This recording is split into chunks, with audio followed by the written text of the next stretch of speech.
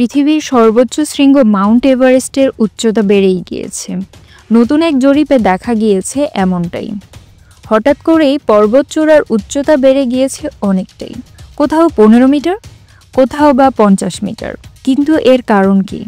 না, এতদিন মাপের হিসাবে কোনো ভুল হয়নি, আবার সেই ভুল সংশোধনও হয়নি। ঘটনা ঘটেছে অন্য জায়গায়।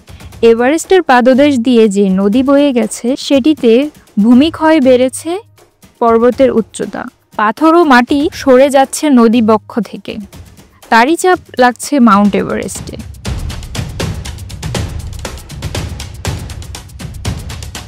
চীন ও নেপালের সীমান্তে অবস্থিত মাউন্ট এভারেস্ট শৃঙ্গটির উত্তরভাগ চীনের সীমানায় পড়ে। ঘটনাটি কিভাবে ঘটছে তারই এক উপমা দিয়েছেন বিজ্ঞানী অ্যাডাম স্মিথ। তিনি তুলনা করেছেন পণ্যবাহী জাহাজ থেকে মালপত্র ফেলে দেওয়ার সঙ্গে। জাহাজ থেকে মালপত্র ফেলে দিলে সেটি কিছুটা উপরে ভেসে থাকতে পারে।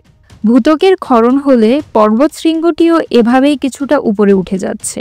4 থেকে 5 কোটি বছর আগে মাটির নিচে ভারতীয় ও ইউরেশিয়ান প্লেটের মধ্যে ধাক্কার জন্ম নেয় হিমালয় পর্বতের। সেই ধাক্কার প্রভাব এখনও রয়ে গেছে। হিমালয়ের উচ্চতা কিন্তু বেড়েই চলেছে, তাতে বাড়তি শক্তি জুড়িয়েছে অরুণ নদী। হিমালয়ের মধ্য দিয়ে বয়ে যাওয়ার পথে অরুণ নদী পাথর ও মাটি কেটে নিয়ে যাচ্ছে, ফলে ভূত্বকের নিচে ম্যান্টল নামের যে স্তরটি রয়েছে তা উপরের দিকে ফুলে উঠছে। এই প্রক্রিয়াটিকে ভূবিজ্ঞানের তত্ত্বে বলা হয়েছে আইসোস্ট্যাটিক রিবাউন্ড। গবেষণাপত্রটি প্রকাশ হয়েছে নেচার জিওসায়েন্স পত্রিকাতেও। এতে বলা হয়েছে এভারেস্টও সেটির কাছাকাছি অঞ্চলের অন্যান্য পর্বতশৃঙ্গগুলো একই কারণে উপরের দিকে উঠে যাচ্ছে।